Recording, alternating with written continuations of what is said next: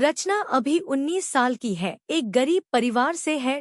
वो अपने माता पिता की एक ही संतान है, इसलिए उसे बड़े लाड से पाला है।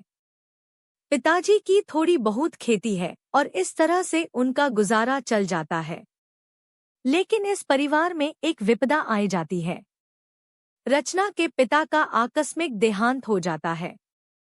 इस सदमे से रचना की माँ भी बिस्तर पकड़ लेती है। रचना को समझ नहीं आता है उनके साथ यह क्या हो गया। इतनी छोटी से उम्र में ही रचना के ऊपर उसकी और उसकी माँ की जिम्मेदारी आ जाती है, क्योंकि रचना को उसके घरवालों ने बड़े ही लाड से पाला था, इसलिए उसे ज्यादा काम आता नहीं। उसे थोड़ा बहुत खाना बनाना आता है, इसलिए वो पास के गांव में एक घर में खाना बनाने के काम मांगने गई। रचना ने काम पाने के लिए उन्हें कह दिया कि उसे सब आता है। फिर पहले दिन उसने किचन में खाना बनाया। रचना को तब पता चला कि उसे बहुत सारी बातें पता ही नहीं है, लेकिन जैसे तैसे उसने खाना बनाया। रचना ने खाना चखा। खाना बन गया था, लेकिन उसमें वो स्वाद नहीं था।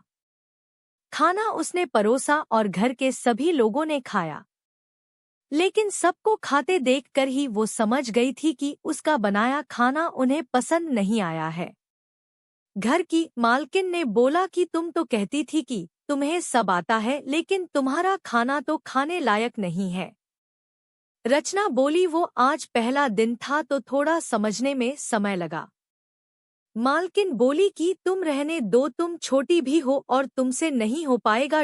रचना मालकिन को बहुत मिन्नतें करने लगी, कहने लगी कि उसकी माँ बहुत बीमार है और पापा का देहांत हो गया है। आप कल के दिन मुझे एक मौका और दीजिए। मालकिन ने कहा कि ठीक है, तुम्हारी हालत को देखकर मैं तुम्हें कल और खाना बनाने का मौका देती हूँ। लेकिन कल भी अगर यही हाल रहा तो फिर मैं कुछ नहीं सुनूंगी। मालकिन बोली, तुम्हारा बनाया खाना आज किसी ने नहीं खाया तो तुम बचा हुआ खाना अपने घर ले जाओ। रचना ने खाना बांधा और अपने गांव की ओर चल पड़ी। रास्ते भर वो सोच में पड़ी थी, कभी अपने पिता को याद करती, कभी कुछ भगवान से प्रार्थना करती जा रही थी और खुद को कोसते जा रही थी। उसने कुछ सीखा नहीं। तभी उसे एक बूढ़ी अम्मा की आवाज सुनाई दी। बूढ़ी अम्मा एक पेड़ के नीचे बैठी थी। अम्मा उसे बोली कि बेटी, कुछ खाने को हो तो मुझे दे दो, मैं 2 दिन से भूखी हूँ। अम्मा को देखकर रचना आंसू आए गए। उसे लगा कि यह उसकी माँ है। इसलिए उसने बाधा हुआ खाना खोला, लेकिन फिर उसने सोचा और अम्मा को कहा कि अम्मा, मेरा खाना इतना अच्छा नहीं है, आप खा नहीं सकोगी। अम्मा बोली, बेटा तू इतनी अच्छी है तो तेरा खाना कैसे अच्छा नहीं होगा। रचना ने खाना अम्मा को खिलाया। अम्मा ने खाना खाते ही बोला, बेटा तूने बहुत अच्छा खाना बनाया है।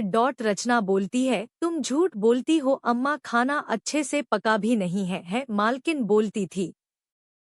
अम्मा बोली, नहीं बेटी, बहुत अच्छा है। अम्मा को खाना देकर रचना जाने लगी। अम्मा बोली, बेटी लगता है तू परेशान है। मैं तुझे कुछ दे नहीं सकती, हाँ, लेकिन मेरे पास 2 बर्तन है, इसमें अगर तू खाना बनाएंगी तो मुझे याद करेंगी। रचना अपने घर आई, क्योंकि सारा खाना उसने अम्मा को दे दिया था, इसलिए घर पर उसके और उसकी माँ के लिए खाना बनाना था।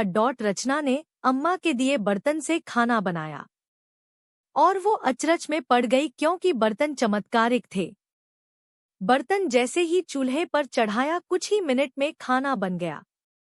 बर्तन चढ़ाते ही रचना की दिमाग में अपने आप सारी सामग्री भी आने लगी जो उसमें डालनी थी। जो सामग्री डालनी थी वो उसके पास ही पड़ी मिलती। खाना बनने पर जब खाना खाया तो उसकी बीमार माँ जो भोजन नहीं कर पा रही, उन्होंने ने भी आज अच्छे से खाना खाया। हालांकि कि रचना को अब जादुई बर्तन के बाद काम करने की जरूरत नहीं थी, लेकिन फिर भी सुबह बर्तन लेकर मालकिन के घर गई। और उनका मनपसंद खाना बनाकर खिलाया। मालकिन के साथ सभी घरवाले उंगलियां चाटने लगे। रचना अब गरीबों की मदद करने लगी, उनके लिए खाना बनाने लगी।